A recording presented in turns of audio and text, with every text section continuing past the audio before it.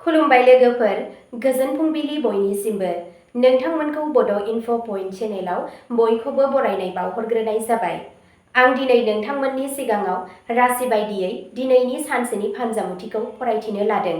आसा खालामो नोंथांमोना भिडिअखौ नायनो मोजां मोनगोन। दिनै 31 जानुवारि 2026 मायथाइ एबा 17 माघ दान 1432 मायथाइ सनिबार।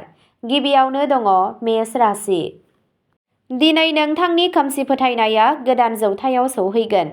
नोंथांनि दैदेननाय गोहोआ खामानि थिलियाव जोंगोन।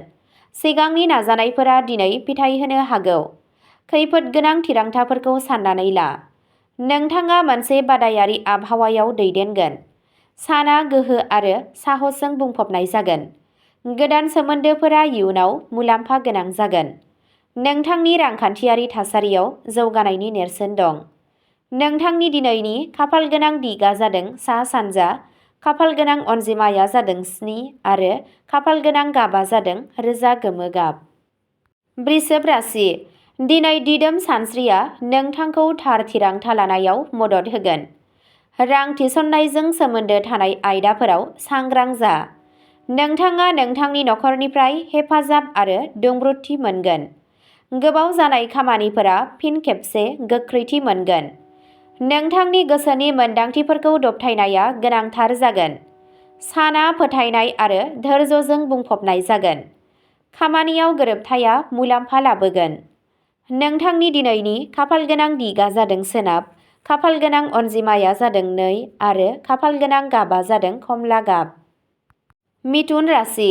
दिनै नोंथाङा रायज्लायनाय आरो सावरायनायनि गेजेरजों गोबां मुलाम्फा मोनगोन। गोदान बिथांखिफोरनि सायाव सावरायनाया जाफुंसार जागोन। मेडिया, लिरनाय एबा फान्नायजों सोमोन्दो थानाय सुबुंफोरा मुलाम्फा जागोन। दावबायनायनि खाबुफोर दं। नोंथांनि गोसोआरि सांग्रांथिया गोजौ थागोन। साना मुखुब जागोन नाथाय जाफुंसारनायजों बुंफबनाय। लोगोफोरनि हेफाजाबा नोंथांनि थुलुंगाखांनायखौ बांहोगोन। नोंथांनि दिनैनि खाफालगोनां दिगा जादों खोला, खाफालगोनां अनजिमाया जादों 9 आरो खाफालगोनां गाबा जादों रेजें गोमो गाब। कर्क राशि। दिनै गोसोआरि समानथिखौ लाखिनाया गोनांथार। नोंथाङा नखरजों सोमोन्दो गोनां मोजां खौरां मोननो हागौ। गोजाम फारागथिफोरखौ सुस्रांनायनि खाबु दं। खामानियाव धैर्य आरो गियान दिन्थि। साना गोसोआरि गोजोन लाबोगोन। गोसोआरि खामानिफोराव गोसो गुदुं जागोन। सावस्रिया सरासनस्रा जागोन। नोंथांनि दिनैनि खाफालगोनां दिगा जादों सानजा, खाफालगोनां अनजिमाया जादों 5 आरो खाफालगोनां गाबा जादों गोमो गाब। सिंह राशि। दिनै मान बांगोन। नोंथांनि सोदोबफोरा खामानि थिलियाव बेसेनगोनां जागोन। दैदेननायनि खाबुफोर ओंखारनो हागौ। सोरखार एबा गोजौ थाखोनि मावख'गिरिफोरनिफ्राय मुलाम्फा मोननाय। फोथायनाया गोख्रों थागोन। साना गोहोम गोनां आरो थिरांथा गोनां जागोन। नोंथाङा गोदान थांखि लानो हायो। नोंथांनि दिनैनि खाफालगोनां दिगा जादों साहा, खाफालगोनां अनजिमाया जादों 1 आरो खाफालगोनां गाबा जादों गलापि गाब। कन्या राशि। दिनै सानथांखि बायदियै खामानि मावनाया जाफुंसार जागोन। फिसा-फिसौ जाफुंसारनाया गोसोआव गोजोन लाबोगोन। सावस्रियाव जौगानायनि नेरसोन नुनो मोनो। नोंथांनि हाबा मावनाय जायगायाव गेबें थिरांथाया मुलाम्फा गोनां जागोन। बे साना आब्रुथि आरो खस्थ'नि थाखाय। धैर्य लाखि, फिथाइया मोजां जागोन। सोलोंनायनि खाबुफोर थागोन। नोंथांनि दिनैनि खाफालगोनां दिगा जादों खोला-सोनाब, खाफालगोनां अनजिमाया जादों 8 आरो खाफालगोनां गाबा जादों गोमो गाब। तुला राशि। दिनै सोमोन्दोफोराव समानथि आरो गोरोबलायनाय थागोन। बाहागोदारि खामानिफोरा जाफुंसार जागोन। आरिमु आरो सोरजिथायजों सोमोन्दो थानाय सुबुंफोरा मुलाम्फा मोनगोन। साना समाजारि हाबाफारिफोरजों बुंफबनाय जागोन। गोसोआ खुसि थागोन। सोरबा गोजाम लोगोखौ लोगो हमज्लायनायनि जाथावना दं। खाफालआ नोंथांनि फारसे थागोन। नोंथांनि दिनैनि खाफालगोनां दिगा जादों सा-सानजा, खाफालगोनां अनजिमाया जादों 4 आरो खाफालगोनां गाबा जादों गुफुर गाब। वृश्चिक राशि। दिनै थाखोमानाय नाजानाया फिथाय होगोन। नोंथांनि थांखिफोरनि सायाव आबुं गोसो होनाय जागोन। थाबथानाय खामानिफोरा दावगागोन। गोसोनि आबेगजों बोहैनायनिफ्राय गोजानाव था। साना थिरांथा गोनां जानो हागौ। इसिङारि गोहोआ गोख्रों थागोन।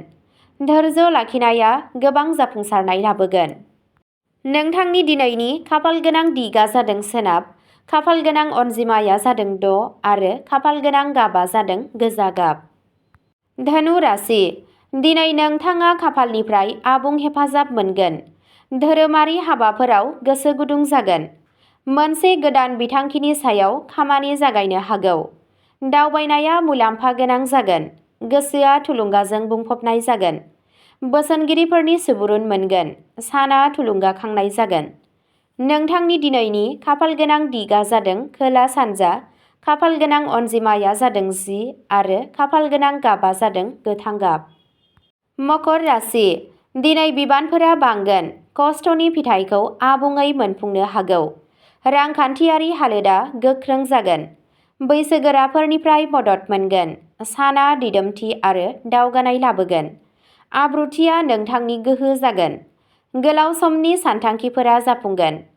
नोंथांनि दिनैनि खाफालगोनां दिगा जादों साहा, खाफालगोनां अनजिमाया जादों 3 आरो खाफालगोनां गाबा जादों खमला गाब। कुम्भ राशि, दिनै गोदान गोदान सानस्रि आरो बिथांखिफोरा ओंखारगोन। बिरोंदामिन आरो गोदानथिजों सोमोन्दो गोनां खामानिया जाफुंसार जागोन। नोंथाङा लोगोफोरनिफ्राय हेफाजाब मोनगोन।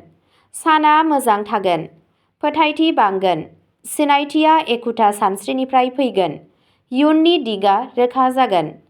नोंथांनि दिनैनि खाफालगोनां दिगा जादों सानजा, खाफालगोनां अनजिमाया जादों 12 आरो खाफालगोनां गाबा जादों फान्थाव गाब। मीन राशि, दिनै नोंथांनि गोसोआ सिरि आरो दिदोम थागोन। गोसोआरि बजाया बांगोन। सोरजिलु खामानियाव जाफुंसार जागोन। साना गोजोन जागोन। गोसोआरि गियाना थार थिरांथा लागोन। ध्यान आरो गोसोआरि हुदाया मुलाम्फा गोनां जागोन। गोसोआरि गोजोननाय मोनगोन। नोंथांनि दिनैनि खाफालगोनां दिगा जादों सा सोनाब, खाफालगोनां अनजिमाया जादों 7 आरो खाफालगोनां गाबा जादों गलापि गाब। अब्ला दिनैनि राशि फरायथिनाया एसेनोसै। गोजोन्थों।